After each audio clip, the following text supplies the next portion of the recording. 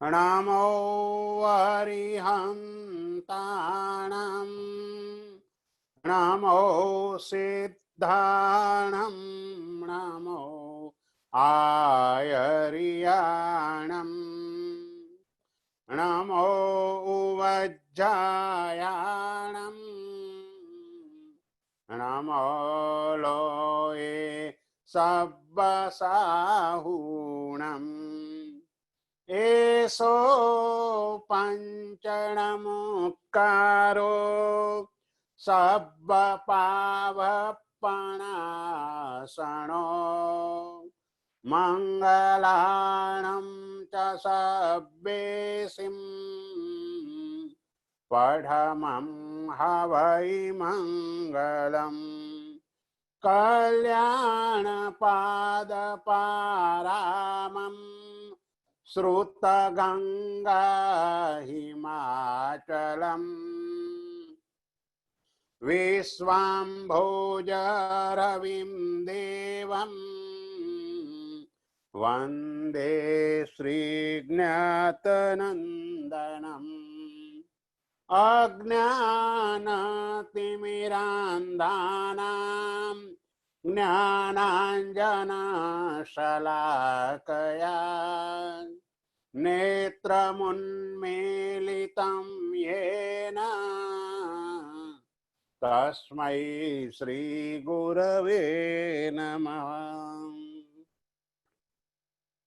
ગયા વખતે સિદ્ધાણમ બુદ્ધાણમ એ સૂત્રની વાત આપણે કરેલી અને હવે ત્યાર પછી વેયાવચ્ચગરાણમ આ 12મો છેલ્લો અધિકાર છે અને એ અધિકાર દ્વારા સમ્યક દૃષ્ટિ દેવોનું માત્ર સ્મરણ કરવામાં આવે છે. 12 અધિકારમાંથી 11 અધિકારમાં વંદન છે અને 12મા અધિકારમાં સ્મરણ છે. તો 12મો અધિકાર તે સમ્યક દૃષ્ટિ દેવોની એ માટે થઈને આપણે કાયોસર્ગ કરીએ છીએ. એના 3 વિશેષણો આ સૂત્રમાં બતાવવામાં આવ્યા છે. વેયાવચ્ચગરાણમ, વય નહીં પણ વેયાવચ્ચગરાણમ એટલે જીન શાસનની વેયાવચ્ચ કરનારા, સેવા કરનારા. આ વેયાવચ્ચ એ અપ્રતિપાતી ગુણ છે. અપ્રતિપાતી શબ્દનો અર્થ એ થાય કે આવ્યા પછી કદાપી ન જનારો એવા પ્રકારનો ગુણ એને અપ્રતિપાતી ગુણ કહેવાય. જેમ કેવલ જ્ઞાન એ અપ્રતિપાતી છે કારણ કે આવ્યા પછી તે કદાપી જતું નથી. એમ વેયાવચ્ચનો ગુણ એ પણ અપ્રતિપાતી ગુણ છે.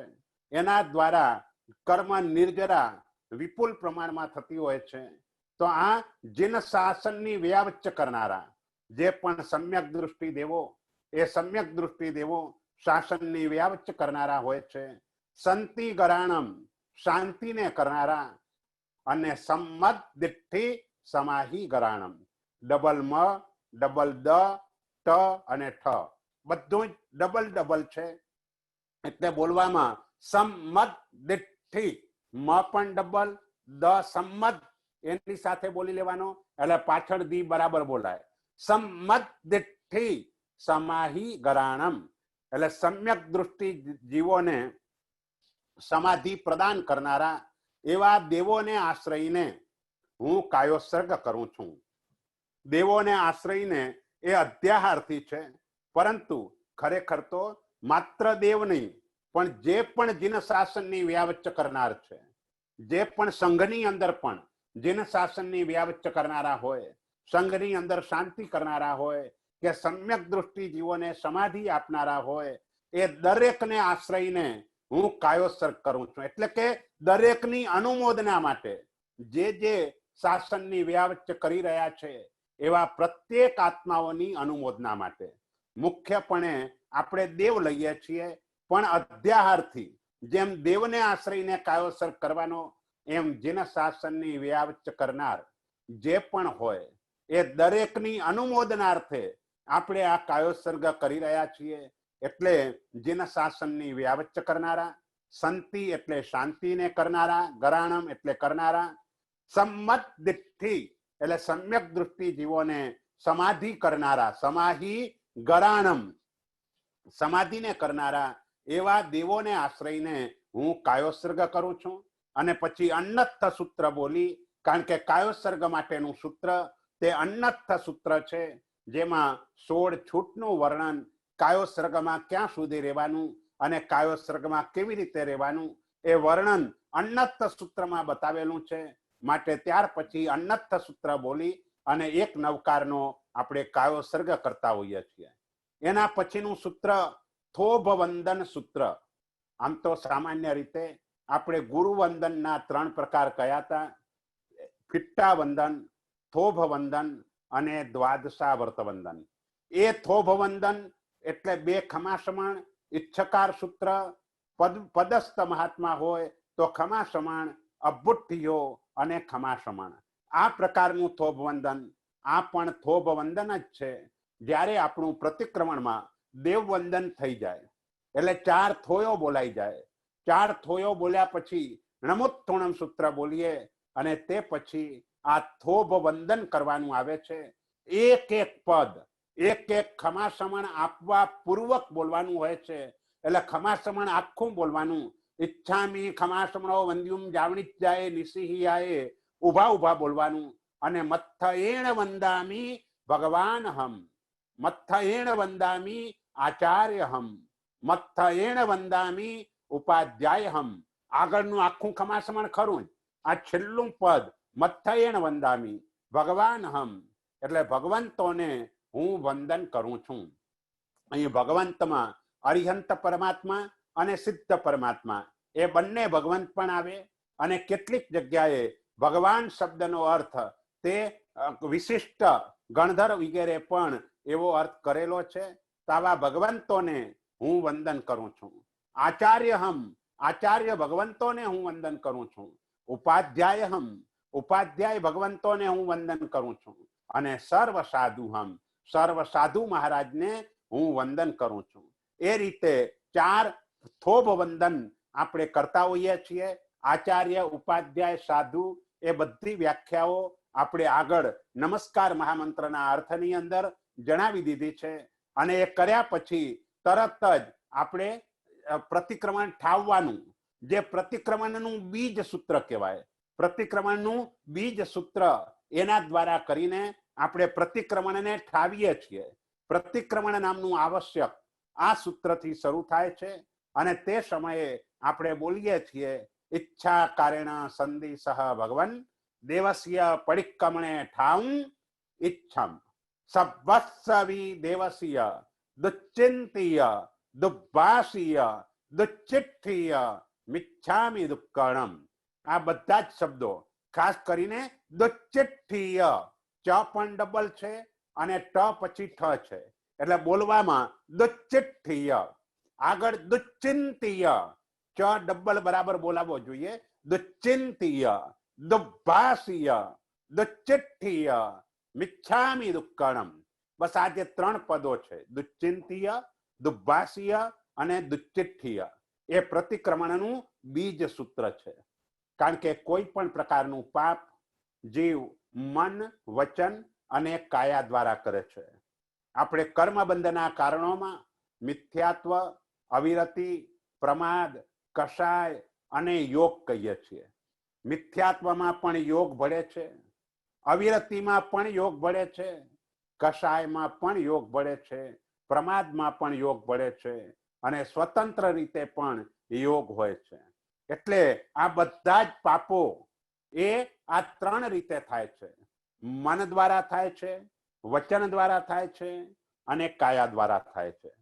કાયા દ્વારા ઓછા પાપ કર્મો થાય છે, વચન દ્વારા એનાથી ઘણા વધારે થાય છે અને મન દ્વારા જે અનલિમિટેડ પાપો, જેનો કોઈ હિસાબ જ નહીં, એટલા બધા પાપો મન દ્વારા થયા જ કરતા હોય છે.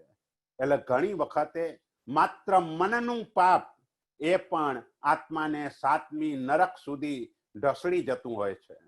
જેમ તંદુલિયો મત્સ્ય, એનું મનનું પાપ, બસ આની જગ્યાએ હું હોઉં તો કોઈને ન છોડું, કોઈને ન જવા દઉં, આવું મનનું પાપ તંદુલિયા મત્સ્યને 7મી નરકમાં 33 સાગરોપમ સુધીની ભયંકર વેદના તેને ભોગવવાની આવે છે. એટલે પાપ મન દ્વારા સૌથી વધારે થાય છે. માટે જ માત્ર કાયા જ હોય તો પાપ એટલે કોઈ પણ કર્મ, સારું કે ખરાબ, એની લિમિટ બહુ ઓછી હોય છે. માત્ર શરીર જ હોય તો એ શરીર દ્વારા મેક્સિમમ 1 કરોડ સાગરોપમ, આનાથી વધારે કર્મ આત્મા બાંધતો નથી. 1 સાગરોપમ, કરોડ પણ નહીં, માત્ર 1 સાગરોપમ. આપણે ત્યાં એમ કહેવાય છે કે સંઘની પંચેન્દ્રિય જીવ 70 કરોડ સાગરોપમનું કર્મ બાંધે. તો એકેન્દ્રિય જીવો કેટલું બાંધે? તો કે 70 કરોડ સાગરોપમને 70 કરોડ સાગરોપમ વડે ભાગાકાર કરતા જેટલી સંખ્યા આવે એટલું જ કર્મ એકેન્દ્રિય જીવો ઉપાર્જન કરે. તો 70 ને 70 વડે ભાગી દો એટલે માત્ર 1 જ બચે, કોડાકોડી ઉડી જાય, અને 1 સાગરોપમ, બસ એકેન્દ્રિય જીવ માત્ર 1 જ સાગરોપમ જેટલું કર્મ ઉપાર્જન કરી શકે. જીવ 2 ઇન્દ્રિય વાળો બને એટલે 25 ગણું કર્મ બાંધે, 25 સાગરોપમ પ્રમાણ. 3 ઇન્દ્રિય વાળો બને એટલે 50 સાગરોપમ પ્રમાણ. 4 ઇન્દ્રિય વાળો બને 100 સાગરોપમ પ્રમાણ. મન ન હોય પણ 5 ઇન્દ્રિયો વાળો હોય એવો અસંગની પંચેન્દ્રિય તે 1000 ગણો કર્મ બંધ કરે. અને જ્યારે મન પણ સાથે જોડાઈ જાય તે સમયે આત્મા અસંખ્ય ગણું એટલે 70 કરોડ સાગરોપમ આટલું કર્મ આત્મા ઉપાર્જન કરે છે. એટલે કહેવાનો આશય એ છે કે કાયા દ્વારા પાપ લિમિટમાં થાય છે, વચન દ્વારા અનેક ગણું વધારે થાય છે, અને એનાથી પણ મન દ્વારા અનેક ગણું વધારે થાય છે. તો અહીં આપણે પ્રતિક્રમણ એની શરૂઆત કરીએ છીએ. તે સમયે ગુરુ મહારાજ પાસે પહેલા આદેશ માગીએ છીએ, ઈચ્છા કારેણ સંધિસહ ભગવન, ભગવાન નહીં પણ ભગવન, રાહ્ય અથવા તો દેવસ્ય પરિક્રમણે ઠાવું. રાહ્ય શબ્દ પુરી મઢના પચખાણ સુધી બોલાય, અને પુરી મઢનું પચખાણ આવી ગયા પછી જે રાત્રિ સુધી દેવસ્ય પરિક્રમણે ઠાવું એ રીતે બોલાય. તો સાંજનું પ્રતિક્રમણ કરતા હોઈએ તો દેવસ્ય પરિક્રમણે ઠાવું, સવારનું કરતા હોઈએ તો રાહ્ય પરિક્રમણે ઠાવું. એ રીતે આ સૂત્ર બોલાય છે. હે ભગવાન, આપ ઈચ્છાપૂર્વક આજ્ઞા આપો. સંધિ સહ એટલે આજ્ઞા આપો. ભગવાન એટલે હે ભગવાન, મને ઈચ્છાપૂર્વક આજ્ઞા આપો. અહીંયા ભગવાન શબ્દ ગુરુના માટે વપરાયેલો છે. આ ભગવાન શબ્દ સુધર્મા સ્વામી માટે વપરાયેલો છે, અથવા જે પણ ભગવાનની આપણે સ્થાપના કરી છે એના માટે વપરાયેલો આ ભગવાન શબ્દ છે. હે ભગવાન, આપ ઈચ્છાપૂર્વક આજ્ઞા આપો. શાની? તો કે દેવસ્ય પરિક્રમણે ઠાવું, દિવસ સંબંધી લાગેલા દોષોનું પ્રતિક્રમણ કરવાને હું સ્થિર થાઉં. આ રીતે ગુરુ મહારાજ પાસે આલોચનામાં આપણે આદેશ માંગીએ છીએ. ગુરુ ભગવાન બોલે છે ઠાએ હ, હા તમે સ્થિર થાવ. ત્યારે આપણે એમને જવાબ આપીએ છીએ, ઈચ્છમ, મને આપની આજ્ઞા પ્રમાણ છે. આપે પ્રતિક્રમણમાં સ્થિર થવા માટેની આજ્ઞા આપી તે મને પ્રમાણ છે. અને એમ કહીને ચરવડા ઉપર જમણો હાથ મુઠ્ઠી વાળીને આપણે રાખીને બોલીએ છીએ, સબ્બસ્સવી દેવસ્ય, દિવસમાં સર્વપણ, દેવસ્ય એટલે દિવસ દરમિયાન, અને સબ્બસ્સવી એટલે સર્વપણ દુશ્ચિંતીય, મન દ્વારા દુષ્ટ ચિંતવન થયું હોય, દુર્ભાષીય, વચન દ્વારા દુષ્ટ ભાષા એટલે કે સાવદ્ય ભાષા બોલાઈ હોય, દુશ્ચિઠ્ઠીય અને કાયા દ્વારા દુષ્ટ ચેષ્ટારૂપ પ્રવૃત્તિ થઈ હોય, તો તે મારું પાપ મિથ્યા થાવો. આ રીતે પ્રતિક્રમણ નું બીજ સૂત્ર આપણે બોલીએ છીએ, અને એ બોલ્યા પછી એનો વિસ્તાર આપણે કરીએ છીએ. આ નાનામાં નાનું પ્રતિક્રમણ એ સબ્બસ્સવી સૂત્ર.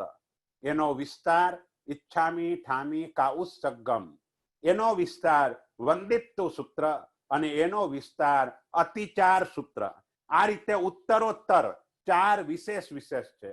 સબ્બસ્સવીથી ઈચ્છામી ઠામી કાઉસગમ, એનાથી વંદિત્તુ, અને એનાથી અતિચાર. એમાં વિશેષ રીતે આલોચના કરવામાં આવે છે. એટલે આના પછીનું સૂત્ર ઈચ્છામી ઠામી કાઉત્સગમ એ આના પછીનું સૂત્ર છે અને આ સૂત્ર આપણે ત્રણ રીતે બોલીએ છીએ. એક તો ઈચ્છામી ઠામી કાઉત્સગમ જો મેં દેવસ્યો અయ్యాરો કહો. બીજી રીતે ઈચ્છા કારેણ સંદિશઃ ભગવન દેવસ્યમ આલોમ ઈચ્છમ આલોએમી જો મેં દેવસ્યો અయ్యాરો કહો. અને ત્રીજી રીતે ઈચ્છામી પડિક્કમ્યુમ જો મેં દેવસ્યો અయ్యాરો કહો. સૂત્ર એક જ, પરંતુ આ એક જ સૂત્ર આપણે ત્રણ રીતે બોલીએ છીએ. જ્યારે કાયોત્સર્ગ કરવો હોય ત્યારે ઈચ્છામી ઠામી કાઉત્સગમ, જે સમયે આલોચના કરવી હોય જેમ 7 લાખ વગેરે બોલીએ ત્યારે ઈચ્છા કારણે સંદિશઃ ભગવાન દેવસ્યમ આલોમ, અને જે સમયે પ્રતિક્રમણ એટલે વંદિત્વ સૂત્ર બોલવું હોય તેવા સમયે ઈચ્છામી પડિક્કમ્યુમ જો મેં દેવસ્યો અయ్యాરો કહો. એટલે સૂત્ર એક જ, પણ ત્રણ રીતે કાયોત્સર્ગ કરવા માટે, આલોચના કરવા માટે અને પ્રતિક્રમણ કરવા માટે એમ ત્રણ રીતે આ સૂત્ર બોલાય છે.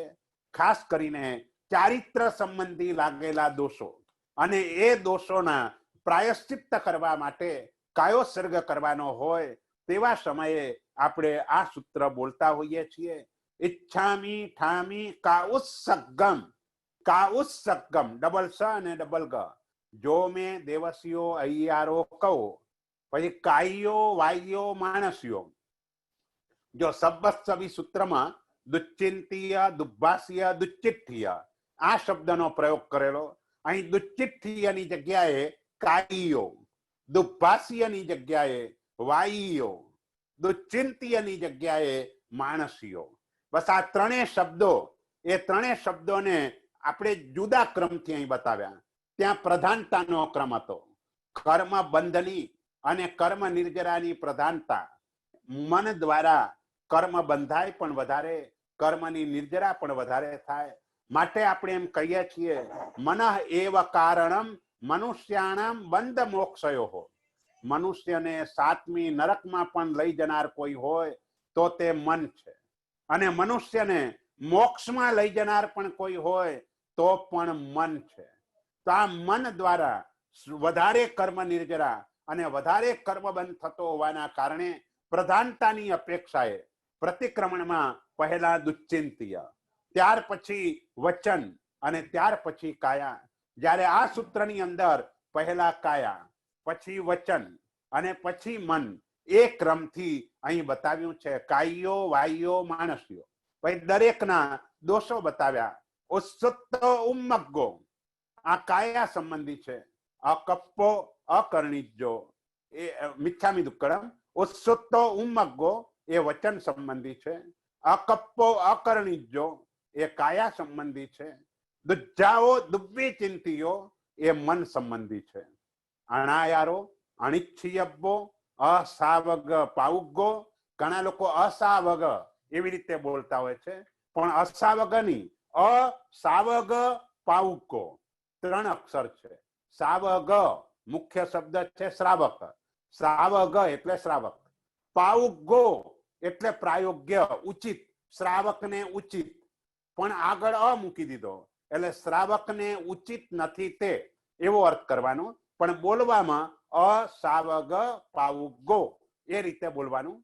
નાણે દંસણે ચરિક્તા ચરિક્તે સુએ સામાય્યે તિણહમ ગુત્તીણમ ચૌણહમ કસાયાણમ પંચણઃ મણુપયાણમ તિણહમ ગુણપયાણમ ચૌણહમ શિક્ષાવયાણમ 12 વિહસ્સ.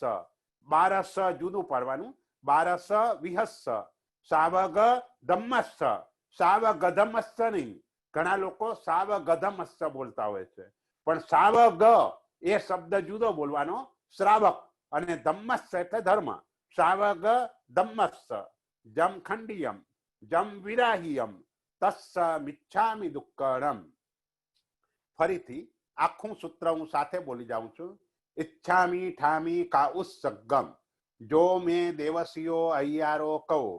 કાયો વાયો માણસ્યો ઉત્સુત્તો ઉમ્મગ્ગો અકપ્પો અકર્ણિજો દુજ્જાઓ દુર્વિચિંતીયો અણાયારો અનિચ્છિયબ્બો અસાવગ પાઉગો નાણે દંસણે ચરિત્તા ચરિત્તે સુએ સામાય્યે તિણહમ ગુત્તીણમ ચૌણહમ કસાયાણમ પંચણહ મણુભયાણમ તિણહમ ગુણભયાણમ ચૌણહમ શિક્ષાવયાણમ બારસ વિહસ્સ સાવગ ધમ્મસ્સ જમ ખંડિયમ જમ વિરાહિયમ તસ્સ મિચ્છામિ દુક્કડમ.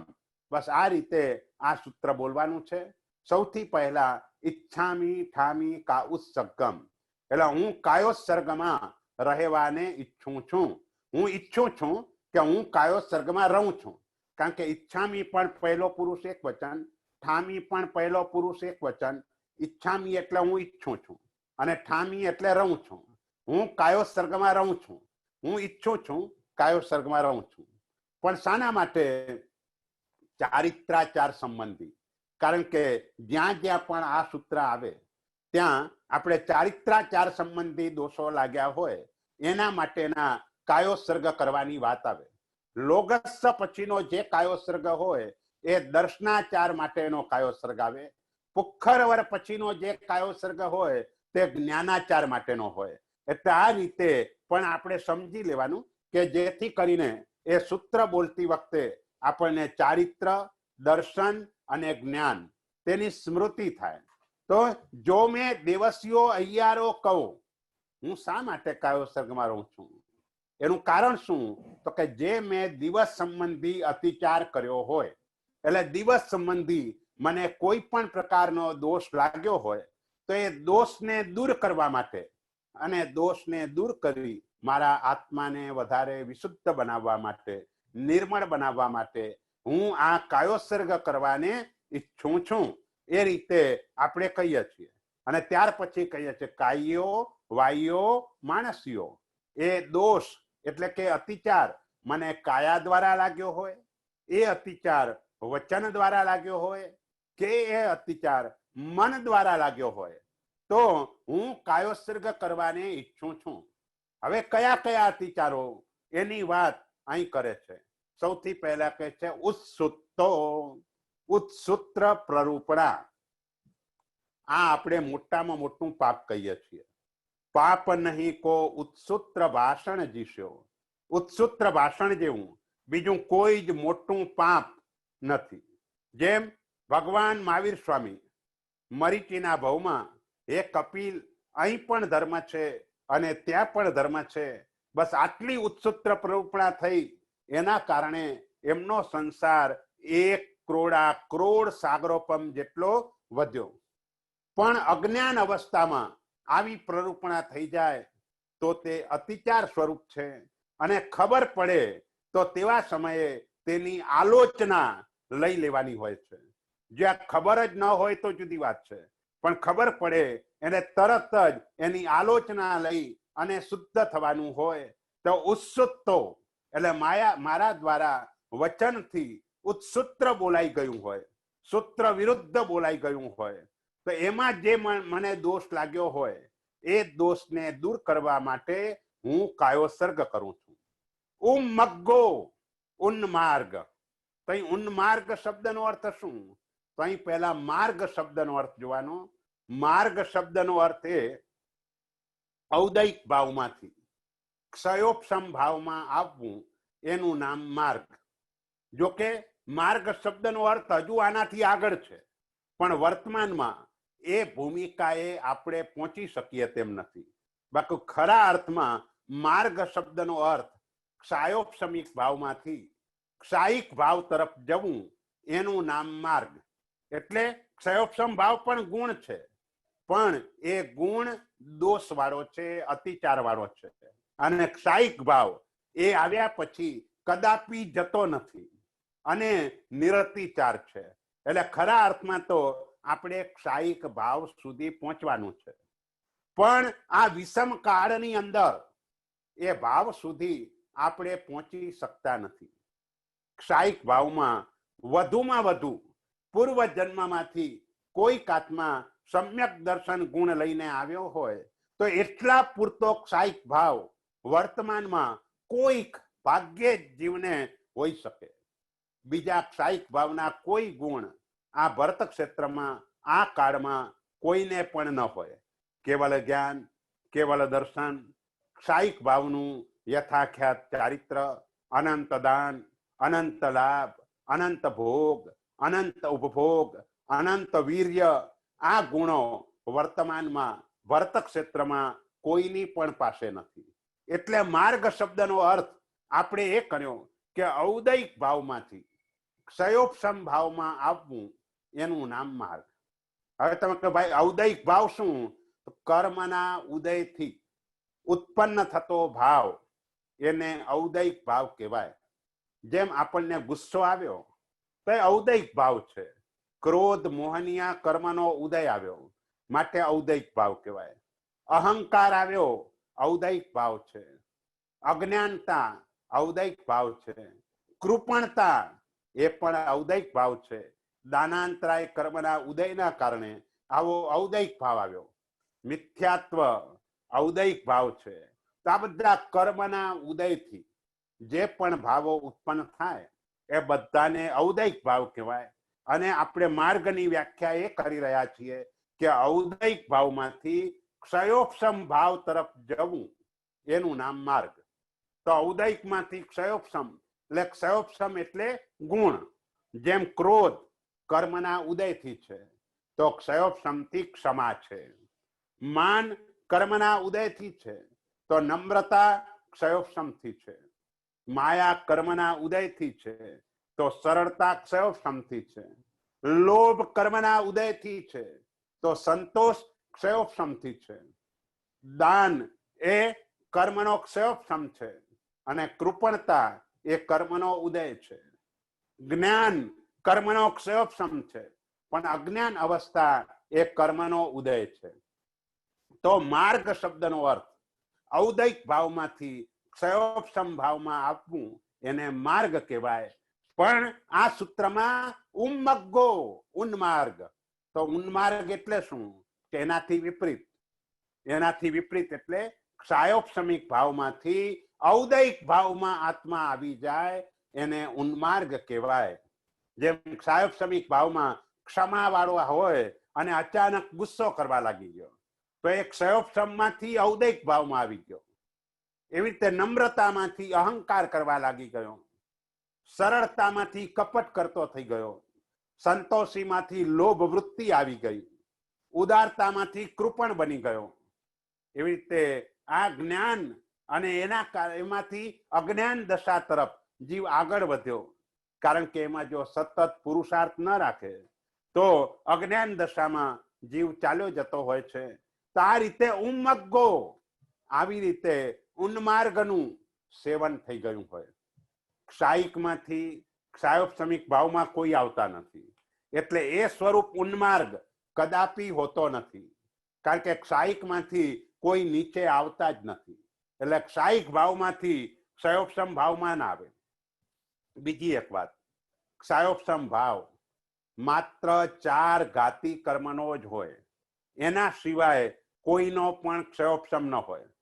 જ્ઞાનાવરણીય, દર્શનાવરણીય, મોહનીય અને અંતરાય, આ 4ને આપણે ઘાતી કર્મ કહીએ છીએ. કારણ કે આ 4 કર્મો ડાયરેક્ટ આપણા આત્માના ગુણ ઉપર હુમલો કરે છે. આત્માના જ્ઞાન ગુણ ઉપર ડાયરેક્ટ હુમલો કરનાર જ્ઞાનાવરણીય કર્મ છે. આત્માના દર્શન ગુણ ઉપર ડાયરેક્ટ હુમલો કરનાર દર્શનાવરણીય કર્મ છે.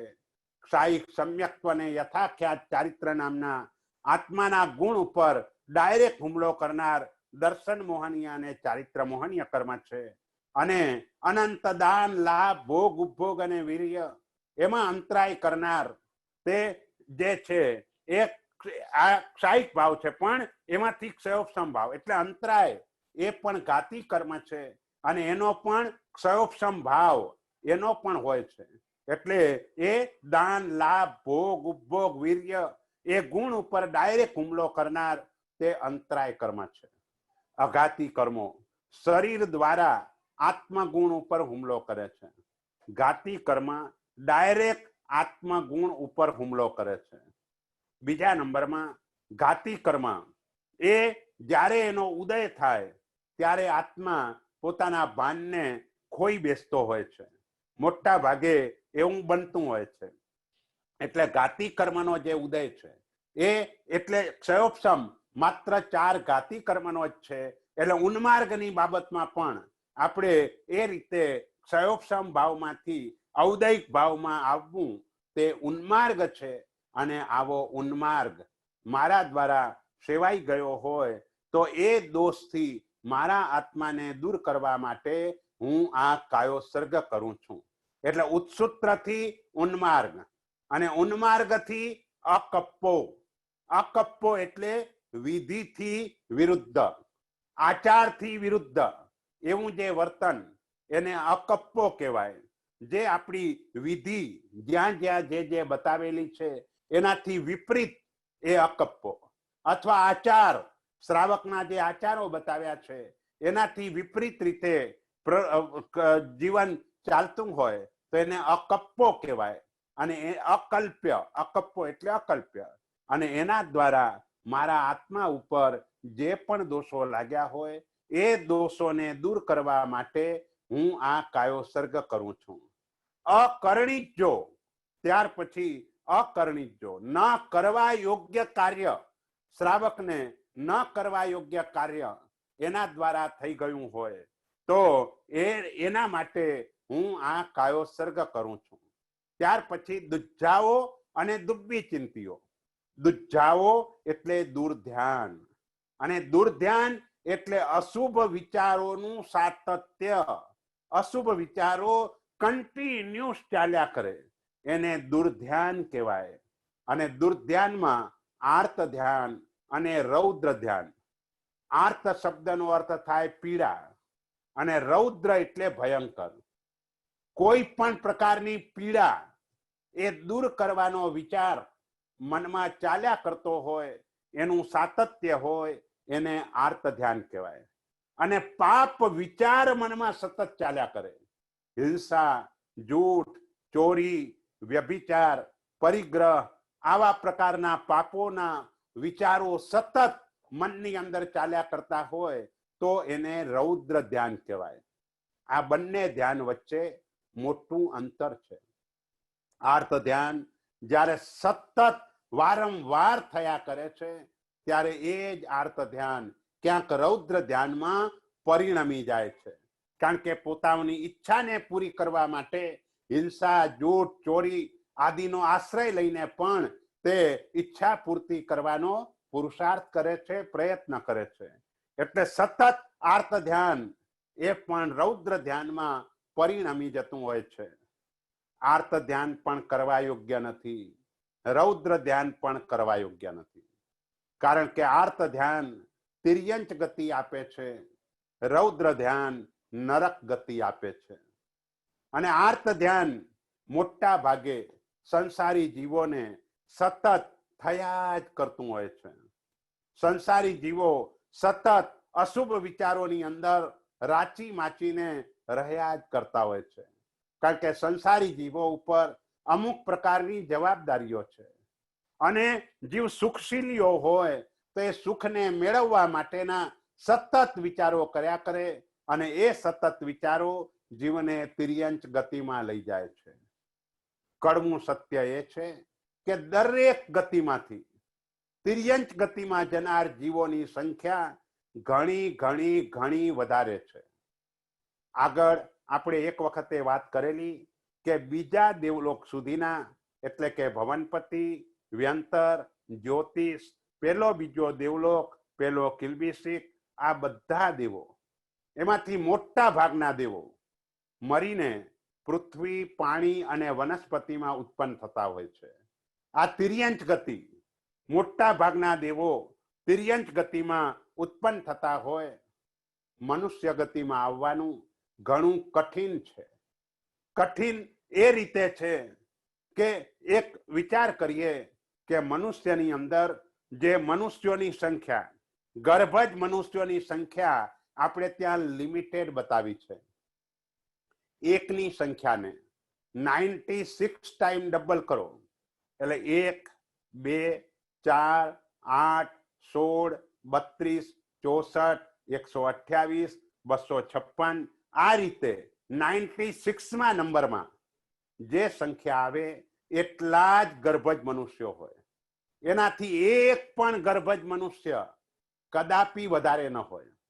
અને 29 આંકડા જેટલી સંખ્યા એટલે 7, 92, 28, 1, 62, 39, મિચ્છામી દુક્કડમ. ચાલો એ પછી જોઈશું. આ આખી 29 આંકડાની સંખ્યા છે અને 96મા નંબરની અંદર આવી સંખ્યા આવે છે. આટલા ગર્ભજ મનુષ્યો છે. હવે વિચાર કરો, આંખના પલકારામાં અસંખ્ય સમયો થાય.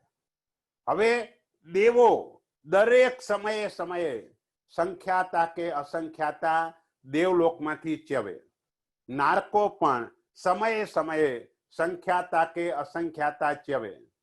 વિકલેન્દ્રિયો પણ સંખ્યાતા કે અસંખ્યાતા ચ્યવે. એકેન્દ્રિયો નિગોદ સિવાયના, સાધારણ સિવાયના, એ એક સમયમાં અસંખ્યાતા ચ્યવે. નિગોદ અનંતા ચ્યવે. પણ મનુષ્ય ગતિમાં આ બધામાંથી એવરેજ એક જીવ પણ મનુષ્ય તરીકે ના આવે. જો એક જીવ એક સમયે મનુષ્ય તરીકે આવે તો આંખના પલકારામાં મનુષ્યોની સંખ્યા અસંખ્યની થઈ જાય. આના ઉપરથી તમે વિચારી શકો કે આ મનુષ્ય જન્મ કેટલો દુર્લભ છે.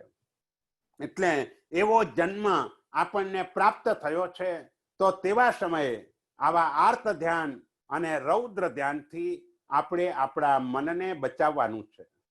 પૂજ્ય અભય શેખર સુરેશ્વરજી મહારાજ 50 થી પણ વધારે દિવસોથી આ વિષય ઉપર પોતાનું ચિંતન એ મોકલતા હોય છે.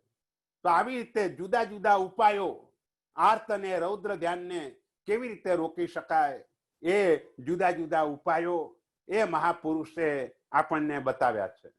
તો આ રીતે દુર્જાઓ એટલે દુર્ધ્યાન, સુખ મેળવવાના સતત વિચારો આર્ત ધ્યાન સ્વરૂપ છે. પાપના સતત વિચારો તે રૌદ્ર ધ્યાન સ્વરૂપ છે. માટે એ બેથી આપણે બચવાનું છે. જો ન બચ્યા તો વળી પાછા તિર્યંચ ગતિમાં જતા આપણા આત્માને કોઈ રોકી નહીં શકે. એટલે તિર્યંચમાં જો જવું ન હોય તો આ બે જે વિચારો છે એનાથી આપણા આત્માને બચાવવો પડશે. હા, જવાબદારી પૂરતા વિચારો કરવા પડે તે જુદી વાત છે, પરંતુ એક વખતે એ કરીને તે પ્રમાણે વ્યવસ્થા ગોઠવી દીધી હોય પછી વારંવાર એના વિચારો તે કરવાની આવશ્યકતા નથી. અને વારંવાર એ ગોઠવી દીધા પછીના પણ જે સતત વિચારો ચાલે એ રૌદ્ર ધ્યાન સ્વરૂપ કહેવાય. પૈસા કમાવાનો વિચાર એને આર્ત ધ્યાન કહેવાય. પૈસાને સાચવવાનો વિચાર એને રૌદ્ર ધ્યાન કહેવાય. બોલો, આજે મેળવવાના વિચારો કરતા પણ સાચવવાના વિચારો લોકોને વધારે આવતા હોય છે. જેને જરૂર છે એ મેળવવાના વિચારો કરે છે, જેની પાસે ઘણું છે એ સાચવવાના વિચારો કરે છે. તો સાચવવાના વિચાર વાળો નરક ગતિમાં જાય છે. જેમ મમ્મણ શેઠ સાચવવાના વિચાર વાળો હતો. જબરજસ્ત પરિગ્રહ સંજ્ઞા હતી અને પરિગ્રહ સંજ્ઞાના કારણે એ મમ્મણ 7મી નરકની અંદર પહોંચી ગયા. એટલે મેળવવાનો વિચાર પણ સતત કરવા યોગ્ય નથી. અને જે જોબ કરનારો વર્ગ છે એ જોબ કરનાર વર્ગને તો આમ પણ મહિનો પૂરો થાય અને જે મળવાનું છે તે જ મળવાનું છે. પછી શા માટે બીજી કોઈ ચિંતા કરવાની? એટલે જોબ વાળો કદાચ આર્ત ધ્યાનથી વધારે બચી શકે, આવું બની શકે. અને જે પૈસા કમાવાના વિચાર વાળો છે એને સતત આ વિચારો ચાલે. પહેલા તો આપણે અમુક સમય પૂરતું જ કાર્ય કરવું પડતું હતું, 8 કલાક 6 કલાક, એટલે એટલા પૂરતા વિચારો સીમિત હતા. પરંતુ આજના દિવસે સતત આ વિચારો ચાલ્યા કરતા હોય છે. તો એ જે વિચારો છે તે રૌદ્ર ધ્યાન સ્વરૂપ છે અને એ રૌદ્ર ધ્યાન ન થઈ જાય એની પૂરતી કાળજી આપણે બધાએ લેવાની છે. તો વિચારો એટલે દુચ્છાઓ એ દુર્ધ્યાન સ્વરૂપ છે. આવું દુર્ધ્યાન મનની અંદર સતત ચાલતું હોય અને એના કારણે મારો આત્મા પાપ કર્મથી ખરડાયો હોય તો એ પાપ કર્મથી મારા આત્માને વિશુદ્ધ કરવા માટે, એ પાપ કર્મને દૂર કરી મારા આત્માને નિર્મળ બનાવવા માટે હું આ કાયોસર્ગ કરું છું, હું આલોચના કરું છું કે હું પ્રતિક્રમણ કરું છું. એ રીતે એ થઈ શકે. તો આ રીતે દુજ્જાઓ, દુબ્બી ચિંતીઓ એટલે દુષ્ટ ચિંતવન. દુષ્ટ ચિંતવન એટલે છૂટા છવાયા અશુભ વિચારો. દુર્ધ્યાનમાં અશુભ વિચારોનું સાતત્ય હતું. આ મુહૂર્તાત, આ દુર્ધ્યાન મુહૂર્ત પર્યંત સળંગ ચાલતું હોય, 48 મિનિટ પર્યંત સળંગ ચાલતું હોય.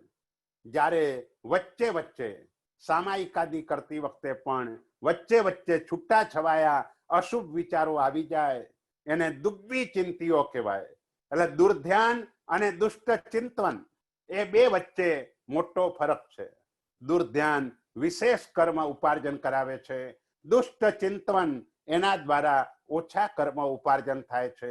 તો એ રીતે મારા આત્મા ઉપર જે પણ કર્મમળ લાગ્યા હોય એનાથી વિશુદ્ધ બનાવવા માટે હું કાયોસર્ગ કરું છું, હું આલોચના કરું છું, હું પ્રતિક્રમણ કરું છું. કારણ કે આગળ જ આપણે વાત કરી કે આ સૂત્ર 3 રીતે જુદી જુદી રીતે બોલાતું હોય છે, માટે એ રીતે ગણવાનું. અણાયારો, અનાચાર. અનાચાર એટલે બિલકુલ વિપરીત એવું નહીં, પરંતુ અહીં અનાચાર એટલે આમ અતિચારના અર્થની અંદર જ આ અનાચાર લેવાનો છે. એટલે શ્રાવકે જે પ્રવૃત્તિ કરવી જોઈએ એમાં એના અમુક પ્રકારના દોષો લાગ્યા હોય તે સ્વરૂપ અનાચાર. અનિચ્છ્યબ્બો, શ્રાવકના માટે જે ઈચ્છવા યોગ્ય નથી એવી પ્રવૃત્તિ શ્રાવક દ્વારા થઈ હોય. કારણ કે શ્રાવક પાસેથી લોકોની અમુક અપેક્ષા હોય, ભાઈ આ શ્રાવક એટલે રાત્રિ ભોજન તો કદાપી ન કરે.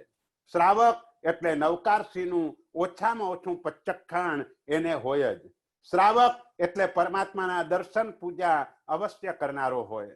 શ્રાવક એટલે જીનવાણીનું શ્રવણ કરાવનારો, શ્રવણ પણ અવશ્ય કરતો હોય. એટલે આવી રીતે શ્રાવક માટેની અમુક પ્રકારની એ વ્યવસ્થા કે લોકો શ્રાવક પાસેથી અમુક અપેક્ષા રાખતા હોય, એના બદલે આનાથી વિપરીત જે અનિચ્છનીય એવી શ્રાવક દ્વારા કોઈ પણ પ્રવૃત્તિ થઈ હોય. અને અસાવગ પાઉગો, શ્રાવકને ઉચિત નથી.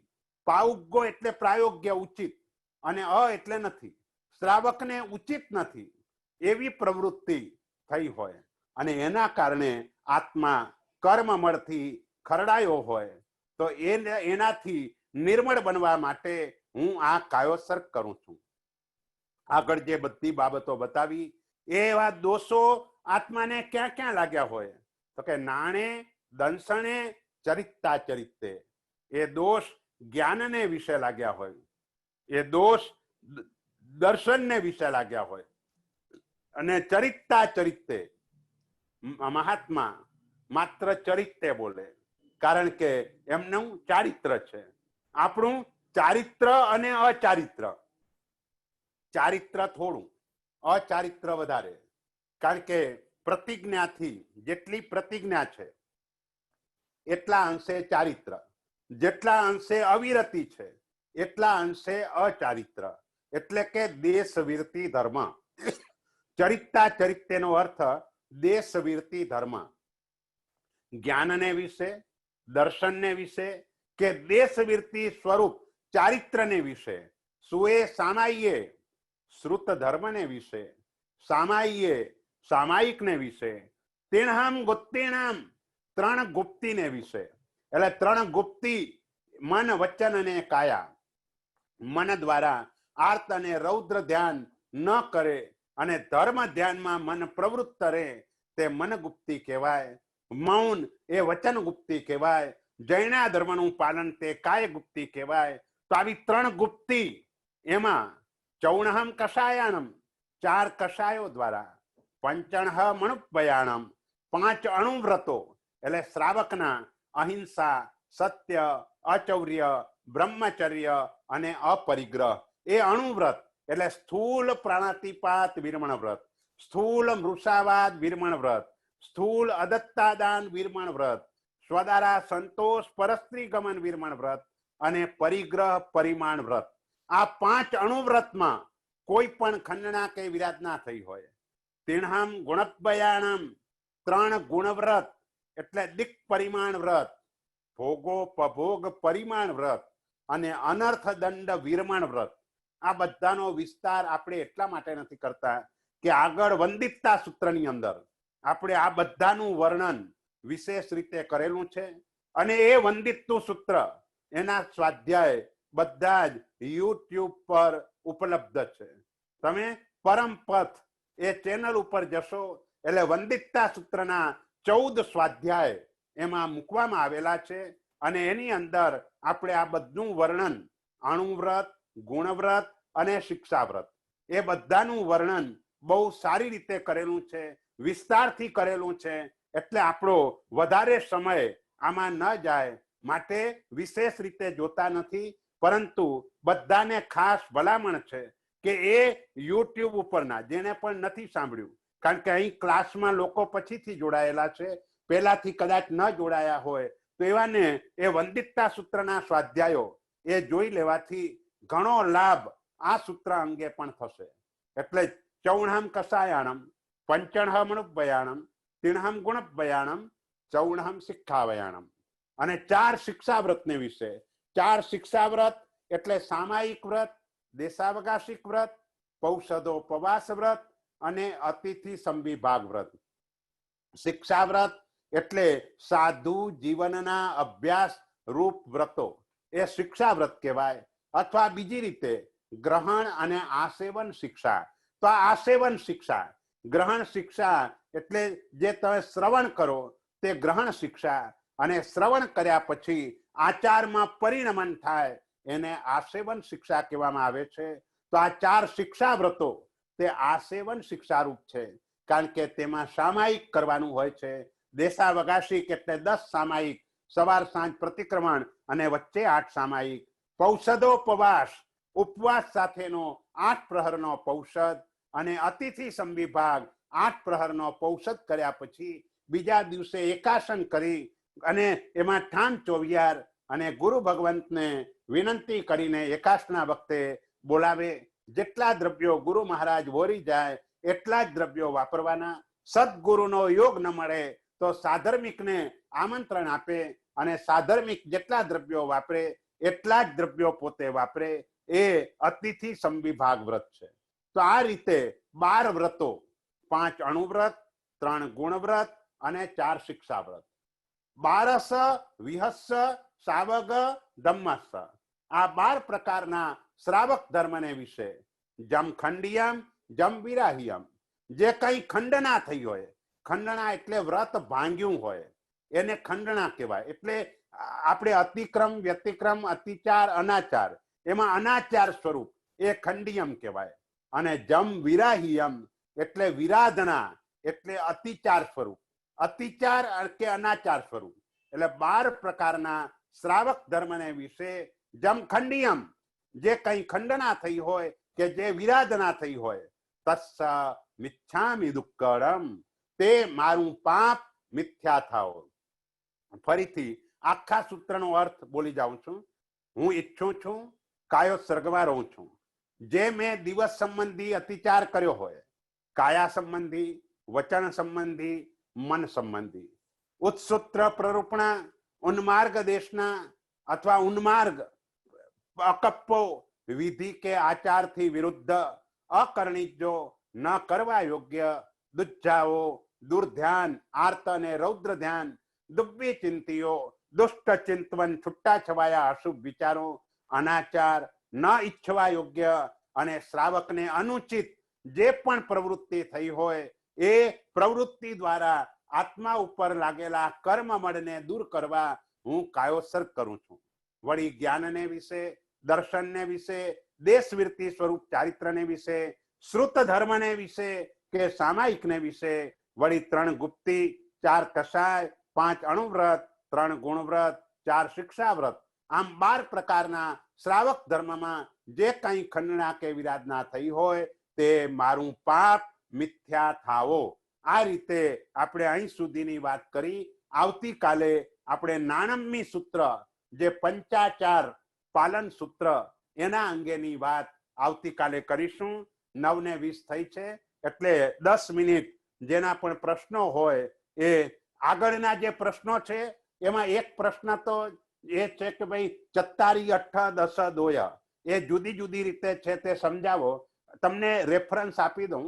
ચૈત્યવંદન ભાષ્ય મહેસાણા પાઠશાળાની ભાષ્ય ત્રયમ નામની બુક છે અને એ બુકમાં ચૈત્યવંદન ભાષ્ય અને ચૈત્યવંદન ભાષ્યમાં આ સિદ્ધાણમ બુદ્ધાણમ એનો જે અધિકાર છે ત્યાં નીચે આનું વર્ણન છે. અને બીજું જે પંડિત ધીરુભાઈ એમનું જે બુક છે સૂત્રના અર્થની એમાં પણ સિદ્ધાણમ બુદ્ધાણમના અર્થની અંદર એમણે આ બતાવેલું છે. બીજો પ્રશ્ન એ હતો કે દર્શન સપ્તકના નામ એ વાત આપણે આગળ પણ કરેલી, ફરીથી બોલી જાઉં છું. અનંતાનુબંધી ક્રોધ, અનંતાનુબંધી માન, અનંતાનુબંધી માયા, અનંતાનુબંધી લોભ, મિથ્યાત્વ મોહનિયા, મિશ્ર મોહનિયા અને સમ્યક્ત્વ મોહનિયા. આ 7ને દર્શન સપ્તક કહેવામાં આવે છે. અને ત્રીજો પ્રશ્ન નવકારના 68 અક્ષરો, એમાં 68 તીર્થો કયા, એ બધું જ આપણને મળે છે. એ 68 તીર્થો અને એમાંથી શાશ્વત તીર્થો, મોટા ભાગે શાશ્વત કોઈ તીર્થો એની અંદર બતાવવામાં આવેલા નથી.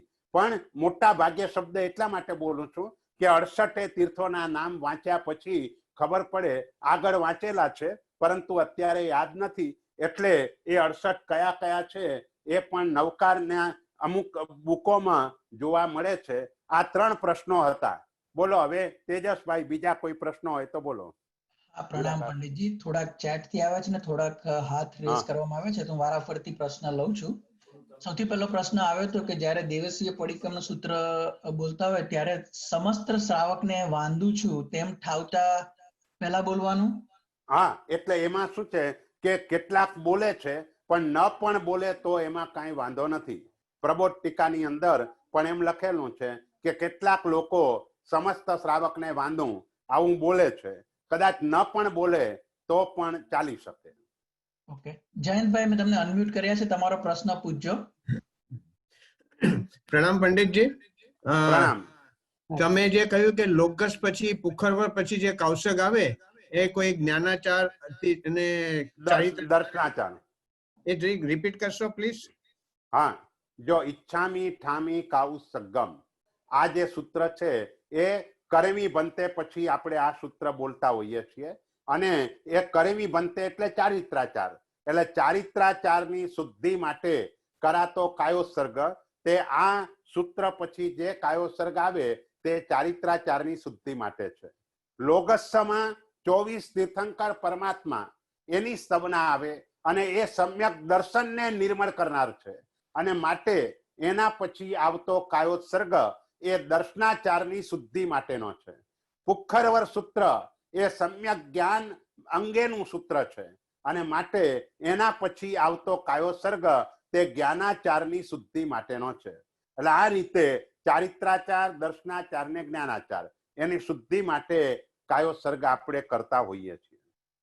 ઓકે, બીજો પ્રશ્ન ચેટમાં આવ્યો હતો કે આજે ક્ષયોક્ષમનો જે વ્યાખ્યા તમે આપી તે આગળ તમે જે વ્યાખ્યા આપી હતી એનીથી થોડી અલગ છે, તો એક સમજાવશો કે બે વ્યાખ્યા કેમ છે? નહીં, અલગ એટલે એમાં શું છે કે તમને સહેલું પડે એટલા માટે આ વ્યાખ્યા સમજાવી. અલગ વ્યાખ્યા એ છે કે ઉદયમાં આવતા કર્મનો ક્ષય અને ઉદયમાં નહીં આવતાનો ઉપશમ એને ક્ષયોપશમ કહેવાય. પણ અહીં ઘણા બધા લોકો બિલકુલ નવા છે એટલે એને આ સમજાવવાનું થોડું અઘરું પડે તેમ છે. એટલા માટે આપણે છેલ્લા અર્થની અંદર દોષમાંથી ગુણ તરફ જવું એનું નામ ક્ષયોપશમ. અત્યારે આટલી વ્યાખ્યા યાદ રાખવાની, જેમ જેમ આગળ જતા જઈશું અને તેમ તેમ જ્યારે આ પારિભાષિક શબ્દોને ખોલશું ત્યારે આપણે એ અર્થ બરાબર સમજાવશું. ઓકે, ધર્મિષ્ઠાબેન હું તમને અનમ્યુટ કરવાની ટ્રાય કરું છું પણ નથી થતો somehow, તો કિરીટભાઈ તમને અનમ્યુટ. ઓકે, ધર્મિષ્ઠાબેન તમારો પ્રશ્ન પૂછો. મારે થયું, અનમ્યુટ થયું છે, બોલું? હા બોલો બોલો. પ્રણામ ગુરુજી. હા બોલો. આપણે ગુરુજી તમે કહ્યું ને સવારનું રાય પ્રતિક્રમણ પૂરી મૂળ સુધી થઈ શકે, તો હવે કોઈ વાર રાત્રે કારણસર બહાર ગયા હોય કે કોઈ કારણસર મોડું થાય તો રાત્રે મોડામાં મોડું દેવશી પ્રતિક્રમણ ક્યાં સુધી કરી શકાય? બસ એવી જ રીતે જેવી રીતે પૂરી મઠ સુધી આ થાય મધ્યરાત્રિ સુધી દેવશિક પ્રતિક્રમણ થઈ શકે, પણ જો મૂળ વિધિ આ નથી, આપણું પ્રતિક્રમણ રહી જાય. એક પ્રસંગ તમને કહું કે રાજનંદ ગામ કરીને ગામ, અને એમાં કલાપૂર્ણ સુરેશ્વરજી મહારાજ સંસારી અવસ્થામાં હતા. એમનું નામ તે વખતે અક્ષયરાજ હતું અને એ જોબ કરતા હતા. તે સમયે દુકાનમાં રાત્રિના સમયે માલ આવ્યો અને માલને ગોઠવતા ગોઠવતા બહુ મોડું થઈ ગયું, લગભગ રાત્રિના 12 વાગી ગયા હશે. અને પછી પણ એમને સામાયિક લઈને એ બેસી ગયા. શેઠે જોયું કે ભાઈ કેમ હમણાં સામાયિક કરવા બેઠા છો? ભાઈ મારો તો પ્રતિક્રમણ કરવાનો નિયમ છે, પણ હવે 12 વાગી ગયા એટલે મધ્યરાત્રિ પસાર થઈ ગઈ, માટે હવે પ્રતિક્રમણ ન થઈ શકે, એટલે હું સામાયિક કરું છું. અને ત્યારથી શેઠે કહી દીધું કે ગમે તેવા અહીંના કામો હોય એ બધા જ કામો છોડી અને તમારી આવશ્યક ક્રિયા કે પરમાત્મા ભક્તિ એમાં તમારે ક્યાંય પણ કાપ નહીં મૂકવાનો. એટલે એનો અર્થ એ થયો કે જ્યારે આવા સંજોગો હોય અને તે વખતે કોઈ કારણસર ન થઈ શક્યું હોય તો આટલા મોડે સુધી પણ પ્રતિક્રમણ કરી શકે, વાંધો નથી. ઓકે, બીજો પ્રશ્ન ચેટમાં આવ્યો હતો કે શું શુક્લ ધ્યાન ફક્ત 13મા અને 14મા ગુણ સ્થાનકમાં જ સંભવિત છે? ના, એવું નથી. ક્ષપક શ્રેણીમાં પણ શુક્લ ધ્યાન હોય છે, પણ એ શુક્લ ધ્યાન આખરે પછી કેવલ જ્ઞાન અપાવીને રહેતું હોય છે. અને આજના દિવસે એ શુક્લ ધ્યાન આપણને નથી, એટલે આપણે શુક્લ ધ્યાન અંગેની બહુ વાત કરતા નથી. આપણે વધારેમાં વધારે ધર્મ ધ્યાન સુધી પહોંચી શકાય, પણ એ ધર્મ ધ્યાનની શરૂઆત પણ 7મા ગુણસ્થાનક સુધી છે. એટલે આપણે જે ધર્મ ધ્યાન શબ્દ બોલતા હોઈએ છીએ મોટા ભાગે વ્યવહારથી બોલાતો હોય છે. નિશ્ચયથી ધર્મ ધ્યાન, ધર્મમ અપ્રમત્ત સંયતસ્ય આજ્ઞા પાય વિપાક સંસ્થાન વિચયાય ધર્મમ અપ્રમત્ત સંયતસ્ય. આ ઉમા સ્વાતિજી મહારાજાએ તત્વાર્થ સૂત્રની અંદર આ વાત કરી છે. એટલે અપ્રમત્ત એટલે 7મું ગુણસ્થાનક, એ પણ આજે ભાગ્યે જ કોઈ સાધુ સાધ્વીજી ભગવંતોને જોવા મળે એવા પ્રકારનું આ ગુણસ્થાનક છે. એટલે આ શુક્લ ધ્યાન એટલે જે કર્મોને અગ્નિની જેમ બાળીને ખાક કરી નાખે એવા પ્રકારનું ધ્યાન તે શુક્લ ધ્યાન. અને ક્ષપક શ્રેણીમાં પણ એ 9મા વગેરે ગુણસ્થાનકમાં પણ હોય છે, અને પૂર્વધર મહાપુરુષને એનાથી નીચે પણ હોય છે. બોલો. ઓકે, કિરીટભાઈ મેં તમને અનમ્યુટ કર્યા છે, તમારો પ્રશ્ન પૂછજો. પ્રણામ ચંપકભાઈ. પ્રણામ. સોરી, ક્ષયોપશમિક ભાવ કે ક્ષયોપશમિક સમ્યક્ત્વમાં અનંતાનુબંધી કસાયનો ઉપસમ જ હોય કે ક્ષયોપશમ હોય? હા, ના, ઉપસમ તો શું છે કે ઉપસમ માત્ર અંતર્મુહૂર્ત જ હોય. અંતર્મુહૂર્તથી વધારે વખત ઉપસમ ટકતો નથી. એટલે જ્યારે ક્ષયોપશમ સમ્યક્ત્વ હોય ત્યારે દર્શન સપ્તકનો ઉપસમ થયેલો હોય, ક્ષયોપશમ થયેલો હોય, ઉપસમ નહીં પણ ક્ષયોપશમ થયેલો હોય, એ રીતે હોય, પણ એમાં ઉપસમ ન હોય. ઓકે, બીજો પ્રશ્ન ચેટમાં આવ્યો હતો, એવું કેમ બને છે કે દેવો ભવનપતિ ફરી ફરી તિર્યંશમાં જ જન્મ લે છે? ના ના, જકાર પૂર્વક ન કહેવાય, પણ ફરી ફરી તિર્યંશ ગતિમાં જવાનું કારણ દેવમાં ગયા પછી એની આસક્તિ તૂટતી ન હોય, અને મોટા ભાગે હીરા માણેક મોતી રત્નો એના તરફની આસક્તિ, વાવડી તરફની આસક્તિ કે ઉદ્યાન વગેરે વનસ્પતિ તરફની આસક્તિ, આવી આસક્તિઓ એમને ત્યાં લઈ જતી હોય છે. એટલે મોટા ભાગના કિસ્સામાં આવું બને છે, કારણ કે આપણે અહીં જોઈએ છીએ કે આપણી પાસે થોડું પણ વધારે હોય તો જાણે જમીનથી 4 આંગળ અદ્ધર ચાલતા હોઈએ એ રીતનો આપણો વ્યવહાર જોવા મળે છે. અને ત્યાં તો હીરા માણેક મોતી રત્નો એ કિંમતી છે, એટલે એના તરફની આસક્તિ સહજ છે. એટલે જે આત્માઓ અહીંથી અનાસક્ત ભાવ એટલે આસક્તિને તોડીને જતા નથી એવા આત્માઓને, અને પરમાત્મા ભક્તિમાં જેનું મન લાગતું નથી એવા આત્માઓ દેવલોકમાંથી આવી રીતે મોટા ભાગે તિર્યંશ ગતિમાં જતા હોય છે. ચાલો બસ એક છેલ્લો પ્રશ્ન લઈ લઈશું હા આપણે. હા હા હા, બોલો બોલો બોલો. અનિચ્છવો અને અસાવો પગ્ગો એ ફરી એકવાર સમજાવવા વિનંતી છે જરાક. હા હા, અનિચ્છ્યબ્બો એટલે શ્રાવકને ઈચ્છવા યોગ્ય નથી, જેનું શ્રાવક માટે કોઈ ઈચ્છી પણ ન શકે એવા પ્રકારની પ્રવૃત્તિ. અને શ્રાવકને અનુચિત પ્રવૃત્તિ, અશ્રાવક પાઉકો એટલે શ્રાવકને અનુચિત. ઘણી વખત આમ અનુચિત હોય પણ ઈચ્છવા યોગ્ય ન જ હોય એવું ન પણ હોય. એટલે એ બંને વચ્ચે થોડોક ફરક છે. એકમાં માત્ર અનુચિત અને એકમાં ઈચ્છવા યોગ્ય, એટલે મનથી પણ વિચારી ન શકાય કે શ્રાવક આવું કામ કરે, એને અનિચ્છીય કહેવાય. અને પેલું શ્રાવકને અનુચિત, શ્રાવકના માટે જે યોગ્ય ન લાગે એવા પ્રકારની પ્રવૃત્તિ, તે અનુચિત પ્રવૃત્તિ કહેવાય. બસ પરમાત્માની આજ્ઞા વિરુદ્ધ બોલે તો મિચ્છામિ દુક્કડમ. ચાલો. શિવમસ્તુ સર્વ જગત પરહિત નિરત ભવન્તુ ભૂતગણ દોષા પ્રયાન્તુ નાશમ સર્વત્ર સુખી ભવતુ લોક. બોલો શ્રી શંખેશ્વર પાર્શ્વનાથ ભગવાન કી જય.